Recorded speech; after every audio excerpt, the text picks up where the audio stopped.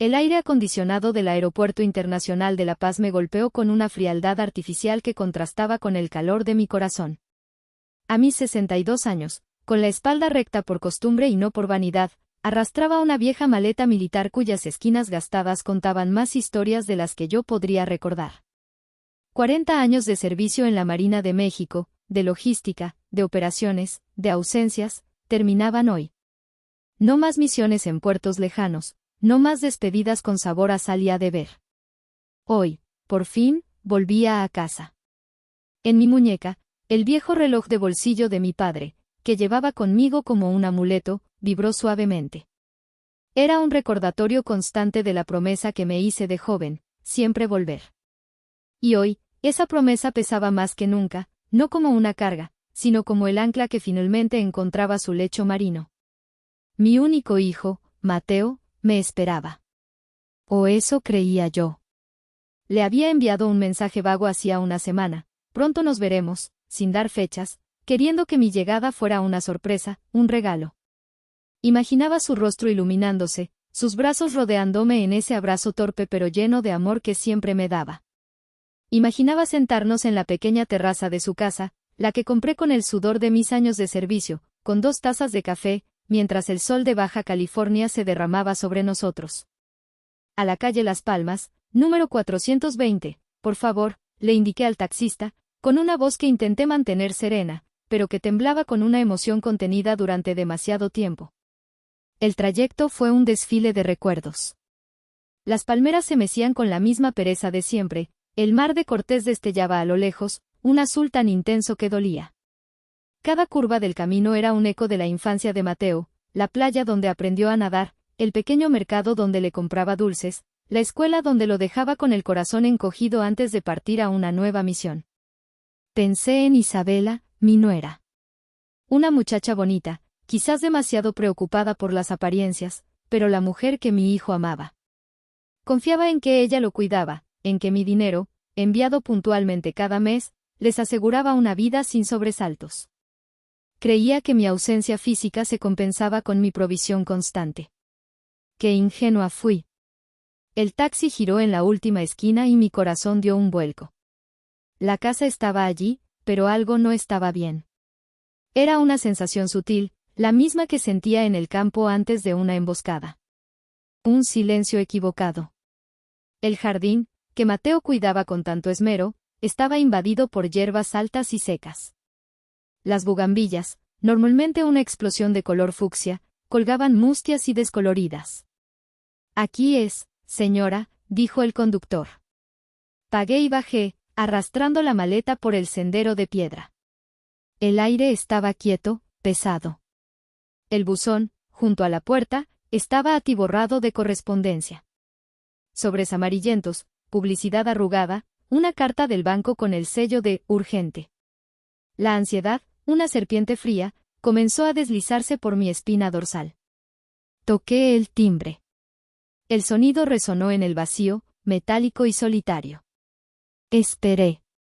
Nada. Volví a tocar, esta vez manteniendo el dedo presionado, una orden más que una petición. El silencio fue la única respuesta. Golpeé la puerta de madera con los nudillos. Mateo. Soy yo, mamá. Abre. Mi voz sonó extraña, desesperada. Fue entonces cuando la vi. Doña Sofía, mi vecina de toda la vida, regando sus rosales al otro lado de la calle. Sus ojos, normalmente chispeantes de curiosidad, se abrieron con una mezcla de sorpresa y lástima. Dejó la regadera en el suelo y se secó las manos en el delantal. Elena, exclamó, cruzando la calle con pasos lentos. Dios mío, hija, qué bueno que volviste. Pero, ¿es que no sabes nada? La serpiente de la ansiedad se convirtió en un dragón de pánico que me quemaba por dentro. ¿Saber qué, Sofía? ¿Dónde está Mateo? ¿Por qué no abre? Doña Sofía me tomó del brazo. Su mano era temblorosa y fría. «Ay, mi niña», susurró, y su voz se quebró. «Mateo. Mateo lleva 2 semanas internado en el Hospital San Rafael. Se lo llevaron en una ambulancia a medianoche. Estaba muy malito. El mundo se detuvo. Las palmeras dejaron de mecerse, el sol dejó de brillar. Hospital. 2 semanas. Sentí que el suelo se abría bajo mis pies. ¿Y Isabela? Conseguí preguntar, con un hilo de voz. La mirada de Sofía se endureció. Un destello de indignación cruzó sus ojos. Esa mujer, siseó con desprecio. Mi nieta la sigue en esas redes sociales. Anda de fiesta. En un yate de lujo, por el mar de Cortés. Publicando fotos con sus amigos, bebiendo champán. Como si nada. Cada palabra fue un martillazo en mi pecho. Mi hijo, mi único hijo, solo en un hospital. Y la mujer a la que le confié su vida, la mujer que vivía de mi dinero, celebrando. La esperanza de un reencuentro cálido se hizo cenizas, reemplazada por un terror helado y una furia tan profunda que me dejó sin aliento. Mi mundo no se había desmoronado. Había sido demolido. ¿El Hospital San Rafael? ¿Sabe cómo llegar?, pregunté, mi voz era un susurro ronco, irreconocible. Doña Sofía asintió, sus ojos llenos de una compasión que yo no podía procesar. Me dio indicaciones rápidas, precisas, y yo las absorbí con la misma concentración con la que memorizaba coordenadas en una misión. No le di las gracias. No podía. Me di la vuelta, dejé mi maleta abandonada en la acera como un vestigio de una vida que ya no existía, y corrí hacia la avenida principal. El siguiente taxi que se convirtió en mi vehículo de asalto. Al Hospital San Rafael. Lo más rápido que pueda. Es una emergencia, ordené al conductor. Mi tono no admitía réplica. Era la voz de una oficial dando una orden de vida o muerte. Y lo era. Durante el trayecto, mi mente era un torbellino de imágenes y preguntas sin respuesta. ¿Qué le había pasado a Mateo? ¿Un accidente? ¿Una enfermedad repentina? ¿Por qué nadie me llamó? ¿Por qué Isabela no estaba a su lado? La imagen que doña Sofía me había descrito, Isabela en un yate, sonriendo, con una copa en la mano, se reproducía en mi cabeza una y otra vez, una tortura visual. Cada risa que imaginaba era una bofetada. Cada sorbo de champán era un trago de veneno para mi alma. El hospital se alzó frente a mí, un edificio blanco e imponente. Pagué al taxista sin contar el cambio y entré corriendo al vestíbulo. El olor a antiséptico y a enfermedad me golpeó, un aroma familiar de otras batallas, pero esta vez, la víctima era mi propia sangre. Busco a Miguel Pérez Ramírez, dije en el mostrador de información, tratando de que mi voz no se quebrara. La enfermera, una joven con expresión cansada, tecleó en su computadora. Está en la unidad de cuidados intensivos. 5º piso, habitación 512, respondió con monotonía profesional. No esperé más. El ascensor me pareció una eternidad. Cada piso que subía era un peldaño más hacia un destino que temía enfrentar. El 5º piso era silencioso, un silencio tenso, solo roto por el pitido rítmico de las máquinas. Caminé por el pasillo de baldosas blancas, mis botas militares resonando con un eco hueco. Habitación 510, 511, 512. La puerta estaba entreabierta. Empujé suavemente. Y entonces lo vi. El hombre en la cama no era mi hijo. No podía serlo. Mi Mateo era fuerte, con hombros anchos y una sonrisa que iluminaba cualquier habitación. Este hombre era un esqueleto cubierto de piel pálida y cerosa. Tubos entraban y salían de su cuerpo, conectándolo a un universo de máquinas que respiraban y vivían por él. Su rostro estaba hundido, sus ojos cerrados, sus labios secos y agrietados. El único sonido que provenía de él era el silbido débil de su respiración, asistida por un ventilador. Me acerqué a la cama, mis piernas temblando. Un médico de mediana edad, con una placa que decía, Dr. Julián, revisaba los monitores. Se giró hacia mí. ¿Es usted familiar del paciente?, preguntó con voz grave. Asentí, incapaz de hablar. Soy su madre. Elena Ramírez. El doctor asintió levemente, su mirada profesional pero no exenta de compasión. Señora Ramírez, su hijo tiene un cáncer gástrico en fase terminal. La situación es crítica. Si se hubiera detectado antes, quizás. Dejó la frase en el aire. Cáncer. Terminal. Las palabras flotaban en el aire estéril de la habitación, desprovistas de sentido. Una hora antes, yo soñaba con abrazarlo. Ahora, me decían que iba a morir. ¿Por qué? ¿Cómo? ¿Por qué nadie me avisó?, supliqué, las lágrimas finalmente brotando de mis ojos. Nadie ha venido a verlo desde que ingresó hace 2 semanas, dijo el doctor Julián, y su voz, aunque profesional, contenía una nota de reproche. Intentamos contactar a la persona de contacto, una tal Isabela López, pero nunca respondió. Nadie vino a verlo. La frase me atravesó como una bayoneta. Me acerqué y tomé la mano de Mateo. Estaba fría, delgada, casi translúcida. Acaricié sus dedos, recordando cómo esa misma mano se aferraba a la mía cuando era un niño asustado por los truenos. Mateo, soy yo, hijo. Soy mamá, susurré, mi voz rota por el llanto. Ya estoy aquí. Perdóname. Como si mi voz hubiera atravesado la niebla de la morfina, sus párpados temblaron.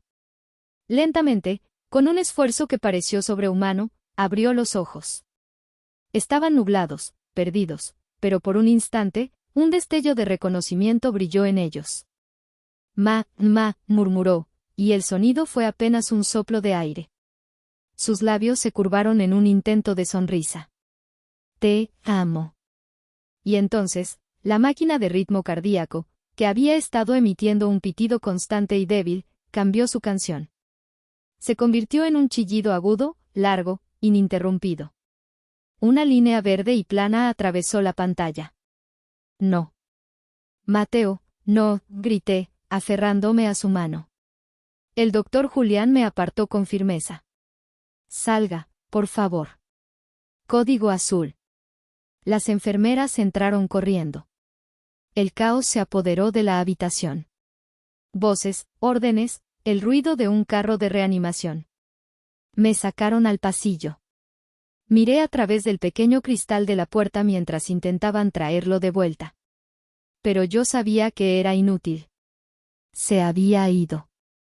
Se había esperado a que yo llegara para despedirse. Minutos después, el doctor salió. Se quitó los guantes. Su rostro era una máscara de solemnidad. Lo siento mucho. Hicimos todo lo que pudimos. Me deslicé por la pared hasta quedar sentada en el suelo frío del pasillo. La oficial naval, la estratega, la mujer fuerte, desapareció por completo. Allí, en ese pasillo estéril, solo quedaba una madre. Una madre que había llegado demasiado tarde. Me abracé las rodillas y lloré. Lloré por mi hijo, por su dolor, por su soledad. Lloré por mis años de ausencia, por mi estúpida creencia de que el dinero podía reemplazar el calor de un abrazo. Mi cuerpo se sacudía con sollozos que venían de lo más profundo de mi ser, un dolor tan físico que sentía que me partía en dos. No sé cuánto tiempo pasó. Minutos. 1 hora. 1 siglo. Finalmente, el llanto cesó, dejando un vacío helado. Me levanté, mis miembros rígidos. Me sequé las lágrimas con el dorso de la mano. La tristeza seguía ahí, un océano negro en mi interior. Pero en la superficie de ese océano, algo más comenzaba a formarse. Una capa de hielo. Dura. Fría. Afilada. Saqué mi teléfono.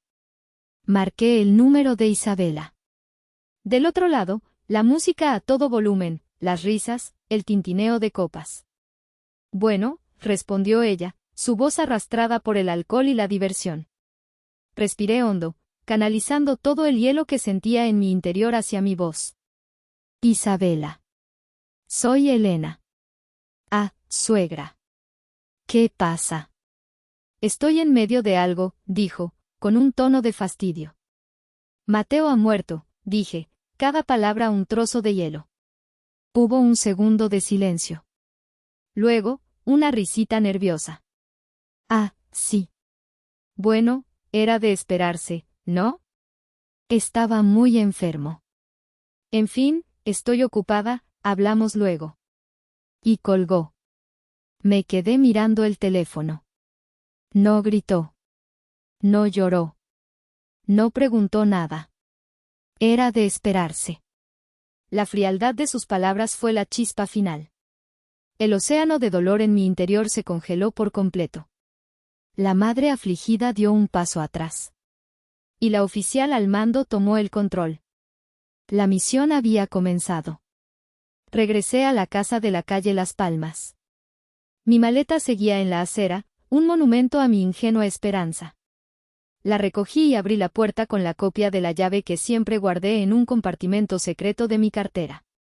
El aire del interior era viciado, olía a encierro, a comida rápida rancia y a abandono.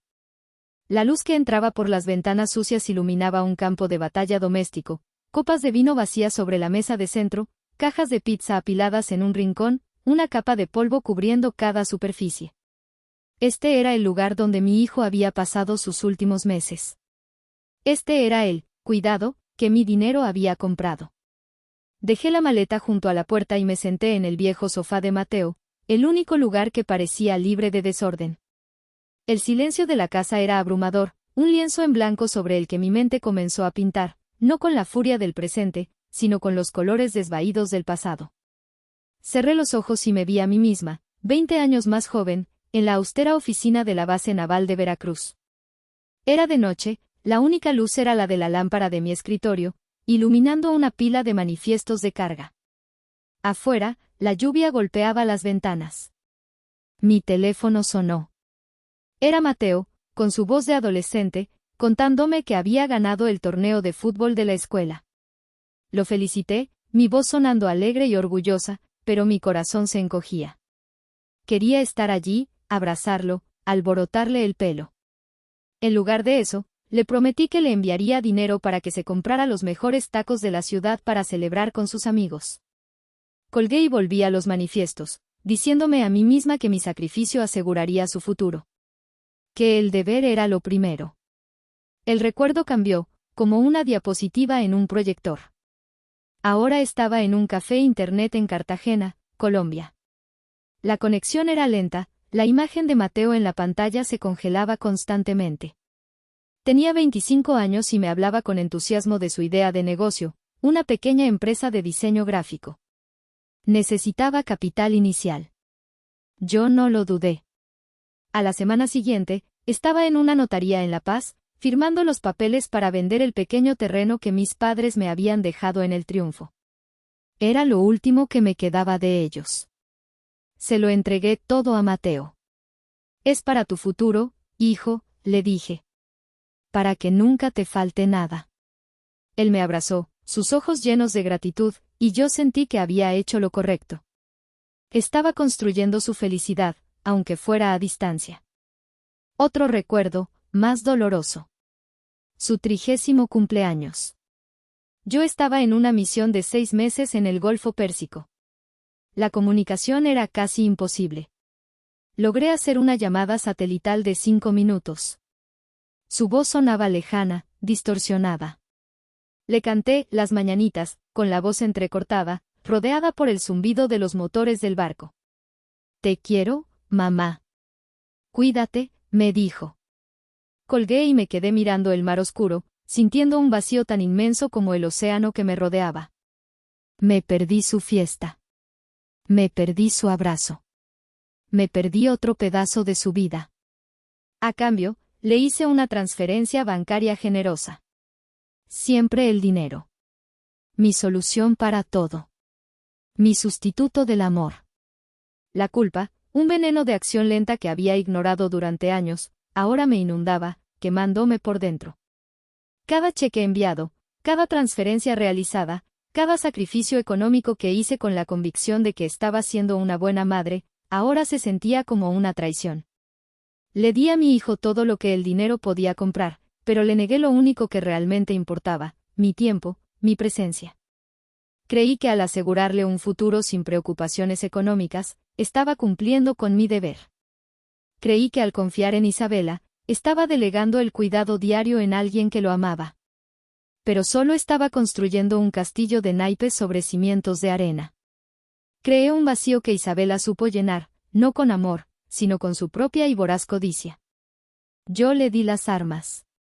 Yo cargué el revólver. Y ella simplemente apretó el gatillo. Abrí los ojos. La sala seguía igual, un desastre silencioso. Pero ahora la veía con otros ojos.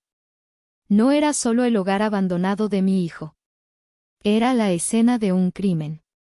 Un crimen de negligencia, de avaricia, de una crueldad tan profunda que desafiaba la comprensión. Y yo, Elena Ramírez, la oficial condecorada, la madre ausente, era cómplice por omisión. La culpa no me paralizó. Al contrario. Se solidificó, se mezcló con la furia y el dolor, y se convirtió en un combustible de alta densidad. Un propósito. No podía devolverle la vida a Mateo. No podía borrar mis años de ausencia. Pero podía hacer una cosa. Podía asegurarme de que la persona responsable de su sufrimiento pagara por cada segundo de agonía, por cada lágrima no derramada, por cada peso robado. La justicia para Mateo no sería solo un consuelo para mi alma rota. Sería mi última misión. Y en esta, no iba a fallar. El sofá de Mateo se hundió bajo mi peso, cada resorte un quejido que parecía hacer eco de la protesta de mi alma. El olor a polvo y a vida estancada llenaba mis pulmones. Para sobrevivir al presente, mi mente se refugió en el pasado, buscando no consuelo, sino respuestas. Buscando el momento exacto en que la infección había comenzado. La imagen apareció nítida, como si hubiera ocurrido ayer. Un restaurante junto al malecón de La Paz. El sol del atardecer pintaba el cielo de naranjas y violetas.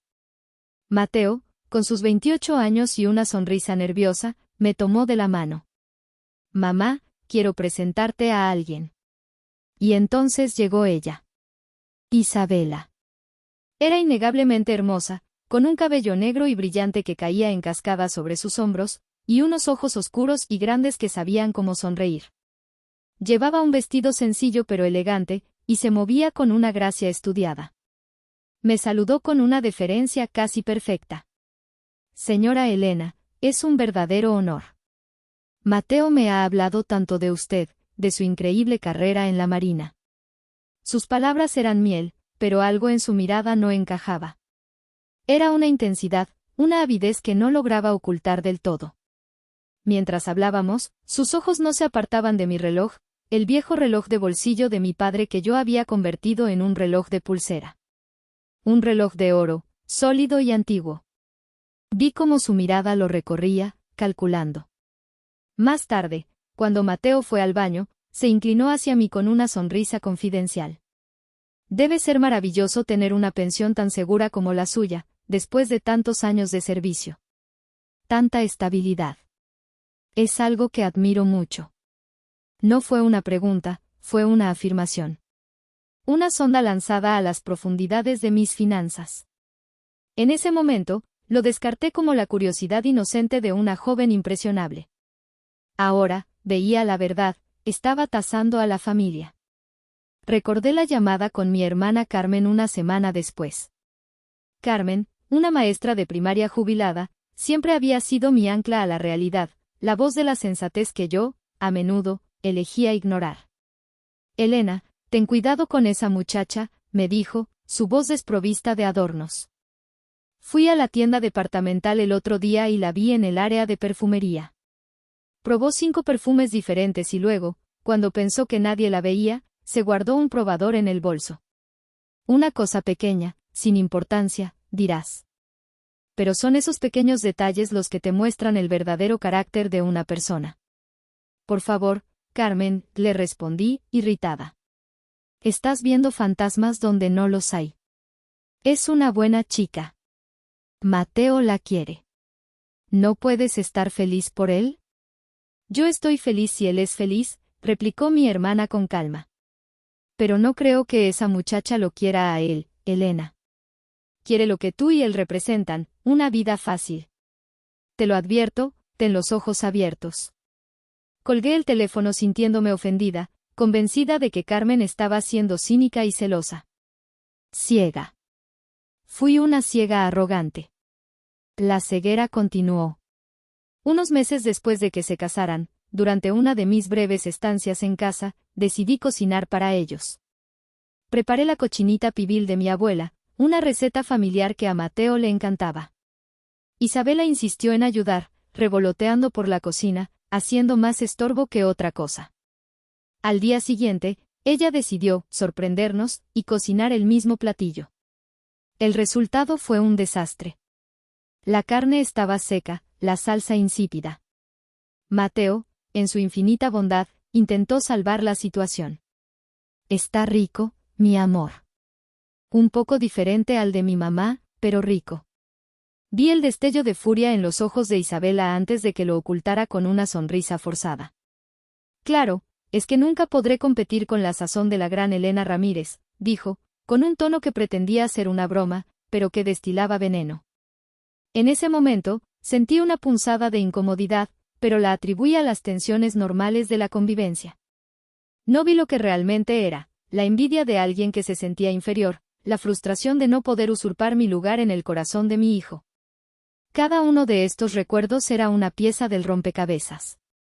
El interés en mi dinero, la advertencia de mi hermana, los pequeños actos de deshonestidad, la competencia resentida. Las señales siempre estuvieron ahí, como banderas rojas ondeando en una tormenta que yo me negué a ver. Estaba tan consumida por mi propia narrativa la madre sacrificada que provee desde la distancia que no me detuve a leer la letra pequeña del contrato que mi hijo estaba firmando con su vida. Mi arrogancia me había costado a mi hijo. Mi orgullo me había impedido escuchar la única voz que intentaba advertirme. Me levanté del sofá. El dolor del pasado no servía de nada si no se convertía en un arma para el futuro. Ya no era ciega. Tenía los ojos bien abiertos. Y por primera vez, veía a Isabela no como la esposa equivocada de mi hijo, sino como lo que realmente era, el enemigo. Y yo sabía exactamente cómo tratar con el enemigo. La furia es un ácido que corroe el recipiente que la contiene, pero mi furia era diferente. Era fría, precisa. Era el acero de un bisturí, no el fuego de una explosión. Mi entrenamiento militar me había enseñado a canalizar la emoción, a convertirla en estrategia. Y mi primera acción estratégica fue empezar a limpiar. No por un repentino ataque de orden, sino por la necesidad de reclamar el espacio, de purgar la presencia de Isabela de cada rincón. Comencé por la sala. Recogí las copas de vino, sus bordes manchados de carmín, y las tiré a la basura con un ruido sordo y satisfactorio. Apilé las cajas de pizza, imaginando que cada una era un día más que mi hijo había pasado solo mientras ella se atiborraba de comida chatarra. Fue debajo del sofá, al moverlo para barrer, donde encontré el primer indicio. Un fajo de papeles doblados, metidos a presión entre el cojín y el marco de madera. Eran estados de cuenta de una tarjeta de crédito. Una tarjeta adicional a nombre de Isabela, vinculada a la cuenta principal de Mateo. Mi cuenta, en realidad, porque era yo quien la fondeaba. Me senté en el suelo polvoriento y los desplegué. La primera página correspondía al mes anterior. Mis ojos recorrieron las líneas, cada una un golpe en el estómago. Renta de yate, El Capricho, Mar de Cortés, 150,000 pesos. Restaurante, Océano Azul, cena para 12 personas, 45,000 pesos. Boutique, armario de lujo, varios artículos, 89,000 pesos. Las fechas coincidían casi exactamente con el inicio de la hospitalización de Mateo. Pasé a la siguiente página. Joyerías, spas, salones de belleza. Un cargo de 195,000 pesos en una joyería de renombre en Cabo San Lucas. La fecha, 3 días antes de la muerte de Mateo. 3 días antes. Mientras él luchaba por cada bocanada de aire, ella se probaba diamantes. No grité. No lloré. La oficial dentro de mí tomó el control. Saqué mi teléfono, el mismo que usaba para fotografiar documentos clasificados, y comencé a tomar imágenes de cada página. Con una precisión clínica, me aseguré de que cada número, cada fecha, cada nombre de establecimiento fuera perfectamente legible. Creé una nueva carpeta en mi teléfono, encriptada, y la nombré Operación Justicia. Cada clic del obturador era un clavo más en el ataúd de la libertad de Isabela. Con las pruebas digitales aseguradas, me levanté. Necesitaba verla. Necesitaba que supiera que el juego había cambiado. Marqué su número en una videollamada. Después de varios tonos, respondió. Su rostro llenó la pantalla, bronceado y sonriente. Detrás de ella, el mar azul se extendía hasta el infinito. Llevaba unas enormes gafas de sol y un bikini que probablemente costaba más que el salario mensual de un marinero. Sostenía una copa de algo espumoso. La música y las risas de sus amigos formaban un coro cacofónico de indiferencia. Suegra. ¡Qué sorpresa!, dijo, su voz un poco arrastrada. ¿Qué pasa ahora? Mantuve mi rostro impasible, mi voz tan calmada como el mar en un día sin viento. Solo quería saber si te estás divirtiendo, dije. Ella se rió, una risa hueca. Pues claro. Hay que disfrutar la vida, ¿no? Mateo no lo hubiera querido de otra manera. Ah, no, repliqué, mi voz bajando un tono, volviéndose más afilada. ¿Crees que él hubiera querido que disfrutaras de su dinero, de mi dinero, mientras él se pudría solo en un hospital? Su sonrisa vaciló por un instante. ¿De qué hablas? Hablo de 150,000 pesos por un yate. Hablo de casi 200,000 pesos en joyas. Hablo de cada maldito centavo que gastaste mientras mi hijo agonizaba. Tengo los estados de cuenta aquí mismo, Isabela. Su rostro se transformó. La máscara de diversión se resquebrajó, revelando la fealdad que había debajo. Sus labios se apretaron en una línea delgada y fea. Ese dinero también era mío. Soy su viuda. Somos familia, ¿o no? La familia no deja morir a los suyos, respondí, mi voz era ahora un susurro helado. Y tú y yo no somos nada. Disfruta de tu última copa, Isabela. Es la última que pagas con mi dinero. Colgué antes de que pudiera responder. Mis manos temblaban, no de debilidad, sino de una rabia pura y concentrada. Inmediatamente, marqué otro número. Un número que no había usado en años, pero que sabía de memoria. Navarro, dije cuando contestó. ¿Elena? ¡Qué milagro! ¿Cómo estás, capitana?, respondió la voz cálida y familiar del capitán Javier Navarro, mi antiguo compañero de armas, ahora en una posición clave en la administración financiera de la Marina. No estoy bien, Javier. Necesito tu ayuda. Es sobre Mateo. Mi voz se quebró por un instante, la única grieta en mi armadura de hielo. Lo que necesites, Elena. Sabes que sí. Dime. Necesito que congeles la cuenta bancaria de mi hijo. La principal, la que está vinculada a mi pensión. Y que anules cada tarjeta de crédito asociada a ella. Ahora mismo. Hubo un breve silencio en la línea. Javier era un hombre de procedimientos, de reglas. Pero también era un hombre de lealtad. Considéralo hecho, capitana, dijo finalmente, sin hacer más preguntas. Enviaré la orden de inmediato. ¿Estás en problemas? Yo no, respondí, mirando el desastre de la sala, la evidencia en mi teléfono, el futuro que se dibujaba frente a mí. Pero alguien más está a punto de estarlo. Una hora después, mi teléfono comenzó a vibrar como si tuviera una convulsión. Era un número desconocido.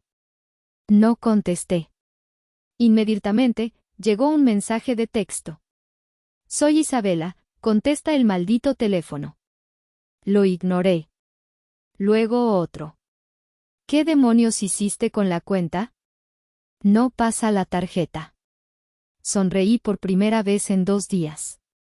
Una sonrisa sin alegría, afilada como un cuchillo. Las llamadas se convirtieron en mensajes de voz.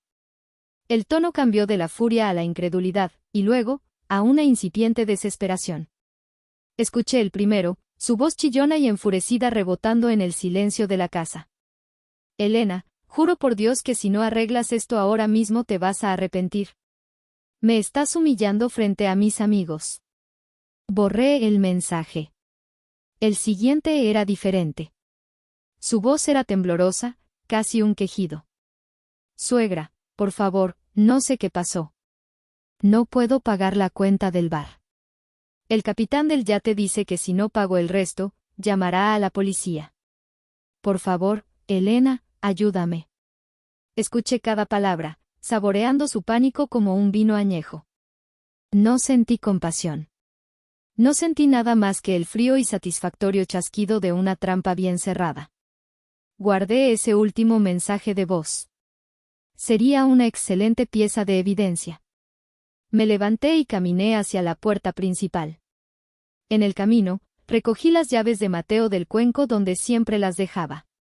Salí a la calle, el sol de la tarde comenzaba a bajar, y conduje la vieja camioneta de mi hijo, esa de la que siempre me quejaba que era demasiado grande para él, hasta la ferretería más cercana. Compré 3 candados de acero reforzado y un juego de cerraduras nuevas. Las más caras. Las más seguras. De vuelta en la casa, trabajé con la eficiencia de un zapador. Desmonté la vieja cerradura de la puerta principal y la reemplacé por la nueva. Hice lo mismo con la puerta trasera. Cada vuelta del destornillador era un acto de reafirmación, de fortificación. Estaba asegurando mi base de operaciones. Finalmente, coloqué los 3 candados en la verja del jardín, uno tras otro. Sobre cada uno, pegué un trozo de cinta adhesiva militar con un código que solo yo conocía, un viejo truco para detectar manipulaciones. Cuando terminé, la casa estaba sellada. Era una fortaleza. Mi fortaleza. Isabela ya no tenía acceso a mi dinero. Y ahora, tampoco tenía acceso al que había sido su hogar. La guerra había comenzado, y yo acababa de ganar la primera batalla sin disparar un solo tiro. La noche cayó sobre La Paz, pero dentro de mí, la luz de la determinación ardía con una claridad implacable.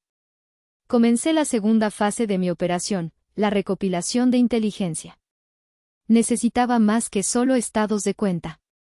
Necesitaba entender la magnitud de la traición. Necesitaba las propias palabras de mi hijo. Empecé por su habitación. Estaba sorprendentemente ordenada en comparación con el resto de la casa, como si fuera un santuario que ni siquiera la negligencia de Isabela se había atrevido a profanar por completo. Su ropa estaba doblada en el armario, sus libros apilados en la mesita de noche. El olor de Mateo, una mezcla de su loción y el aroma a limpio de las sábanas todavía flotaba en el aire, un fantasma olfativo que me desgarró el corazón. Me senté en el borde de su cama y comencé a revisar los cajones de su escritorio. Papeles del seguro, manuales de software, viejas cartas mías desde puertos lejanos. Y entonces, en el fondo del último cajón, debajo de una pila de cuadernos de bocetos, lo encontré. Un diario. Un simple cuaderno de cuero negro, gastado por el uso. Mi corazón se detuvo. Nunca supe que Mateo llevara un diario.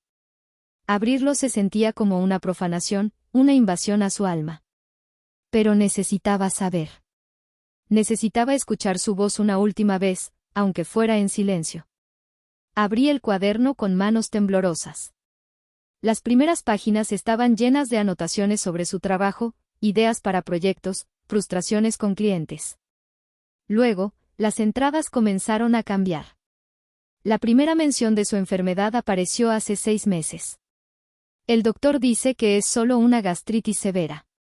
Me dio unas pastillas. Isabela dice que no me preocupe, que ella me cuidará. Seguí leyendo, y el tono se oscurecía con cada página. Me siento débil hoy.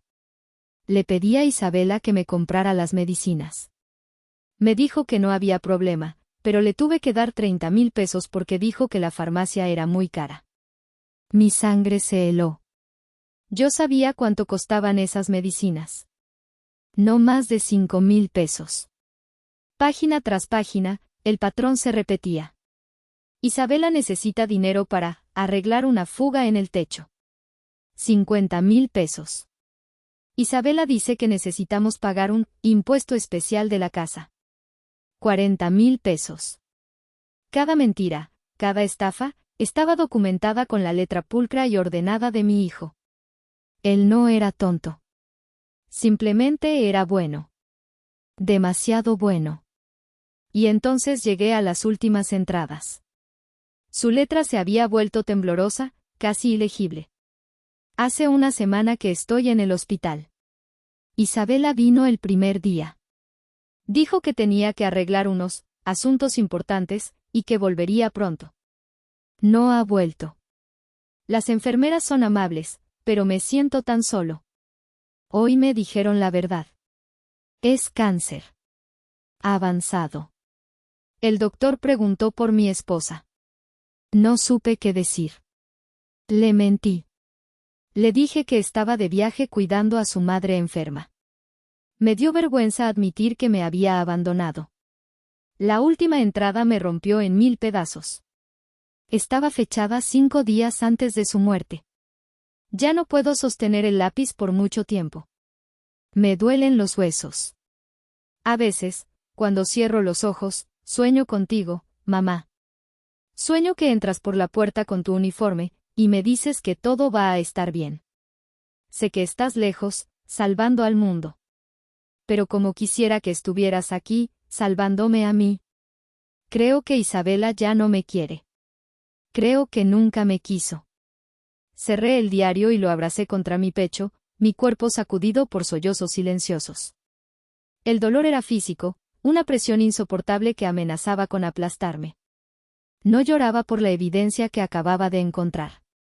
Lloraba por la soledad de mi hijo. Lloraba por su bondad, por su vergüenza, por su último deseo incumplido. Lloraba por mi fracaso como madre. Cuando las lágrimas se secaron, una nueva capa de acero se forjó alrededor de mi corazón. Este diario no era solo una prueba. Era el testamento de mi hijo. Era su voz desde la tumba, pidiendo justicia. Y yo iba a ser su verdugo. Al día siguiente, contacté a Javier, pero no al capitán Navarro. A Javier Solís, el mejor amigo de Mateo desde la infancia. Un arquitecto de trato amable que siempre había sido como un segundo hijo para mí. Nos encontramos en un pequeño café cerca del malecón. Sus ojos estaban rojos e hinchados.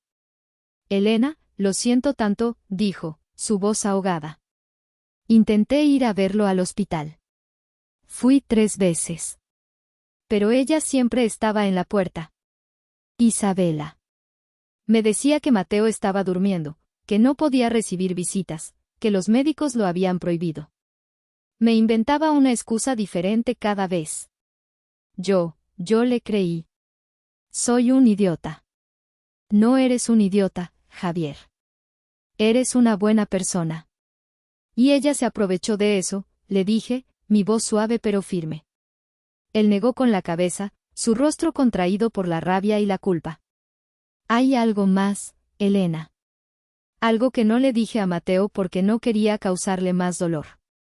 Pero ahora tienes que saberlo. Hizo una pausa, luchando por encontrar las palabras. Yo creo que Isabela lo estaba engañando. La vi un par de veces saliendo de un gimnasio del centro con un tipo, un entrenador personal musculoso. Se reían, se tocaban, no como amigos. La última vez fue hace 3 semanas, cuando se suponía que Mateo ya estaba enfermo en casa. El primer giro de la trama. La traición era aún más profunda de lo que había imaginado. No solo lo abandonó y le robó. También lo humilló. Le di las gracias a Javier y le pedí que estuviera dispuesto a testificar si era necesario. Él asintió sin dudarlo. Haré lo que sea, Elena. Por Mateo.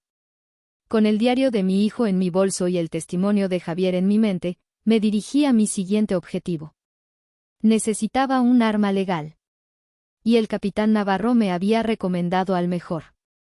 La oficina del licenciado Mendoza era discreta, ubicada en un edificio antiguo del centro. Mendoza era un hombre de unos 50 años, con una mirada penetrante y una reputación de ser un tiburón en los tribunales, especialmente en casos de abuso financiero familiar. Le expuse los hechos con mi habitual precisión militar. Coloqué sobre su escritorio los estados de cuenta, las fotografías, las transcripciones de los mensajes de voz de Isabela.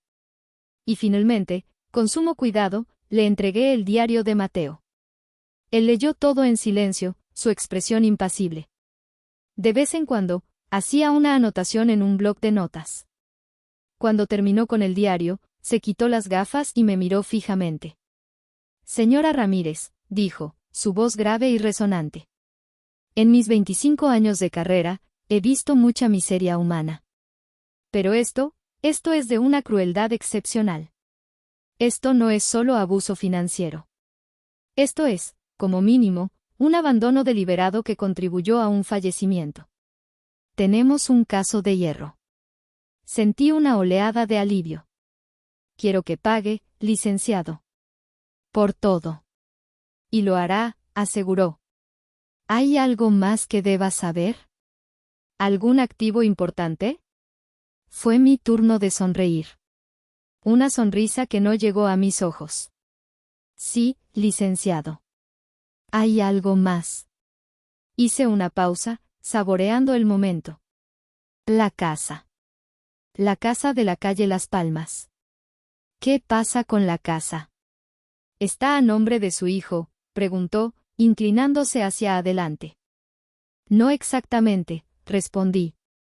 Hace 10 años, cuando la compré, mi trabajo me obligaba a estar fuera del país por largos periodos. Siempre he sido una mujer precavida. Así que no la puse a nombre de Mateo. La puse en un fideicomiso. Un fideicomiso irrevocable del cual yo soy la única fideicomisaria y administradora. Mateo era el beneficiario, con derecho a vivir en ella de por vida. Pero nunca fue el propietario legal. El licenciado Mendoza se recostó en su silla. Una lenta sonrisa, la sonrisa de un depredador que huele sangre, se extendió por su rostro. Señora Ramírez, dijo, casi en un susurro. Usted no solo vino a buscar justicia. Usted vino con la bomba atómica ya en sus manos. El segundo giro de la trama. El golpe maestro. Isabela creía que luchaba por la mitad de una casa. No sabía que estaba luchando por absolutamente nada. La audiencia de urgencia para el congelamiento de bienes se fijó para 3 días después. Fueron los 3 días más largos de mi vida. Pasé el tiempo organizando el funeral de Mateo. Un funeral con todos los honores militares que merecía el hijo de una oficial. Elegí su ataúd, las flores, la música. Cada decisión era un acto de amor y de despedida. La mañana de la audiencia, me vestí con mi uniforme de gala de la Marina. El azul oscuro, los botones dorados, las medallas en mi pecho que representaban décadas de servicio. No lo hacía por arrogancia, sino por estrategia. Quería que el juez viera no solo a una madre afligida, sino a la capitana Elena Ramírez. Una mujer de orden, de disciplina, de honor. Una mujer a la que no se le podía mentir. Llegué al juzgado con el licenciado Mendoza a mi lado. La sala era fría e impersonal. Isabela ya estaba allí, sentada junto a un abogado joven y engreído con un traje demasiado brillante. Ella también había elegido un disfraz, un vestido negro, ceñido y costoso, y un velo de encaje que no lograba ocultar su maquillaje perfecto. Estaba actuando el papel de la viuda desconsolada. Pero sus ojos, duros y resentidos, la delataban. El juez, un hombre de rostro severo, llamó al orden. El abogado de Isabela habló primero, argumentando que su clienta, como viuda, tenía derecho a los bienes de su difunto esposo, y que mis acciones eran las de una suegra controladora y resentida. Luego fue el turno del licenciado Mendoza. Se levantó, y con la calma de un cirujano, comenzó a desmantelar la mentira de Isabela, pieza por pieza.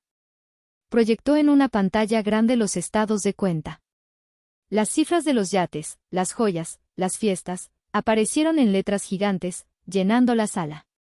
Luego, llamó a sus testigos.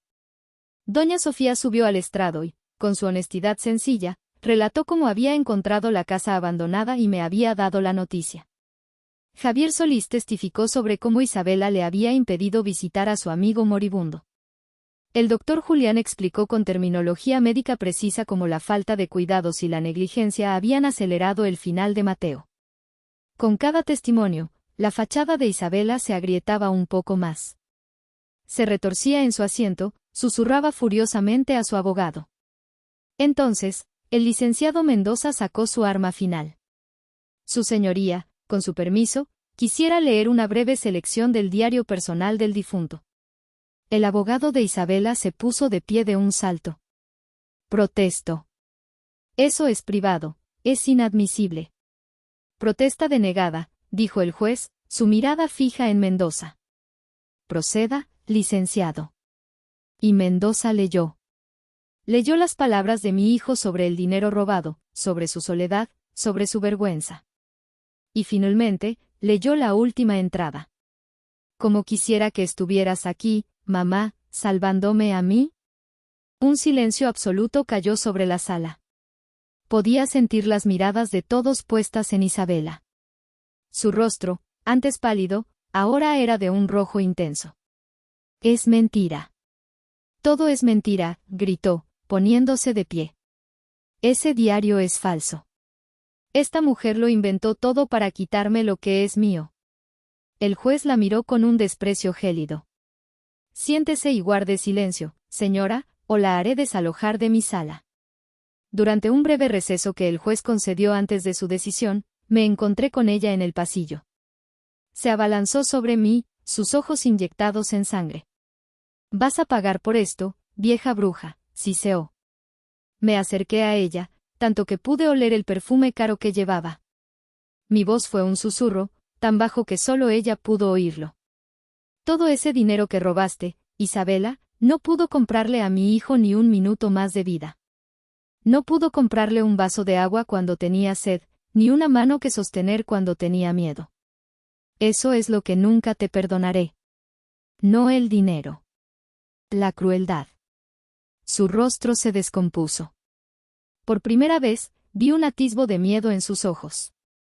De vuelta en la sala, el juez no tardó en dar su veredicto.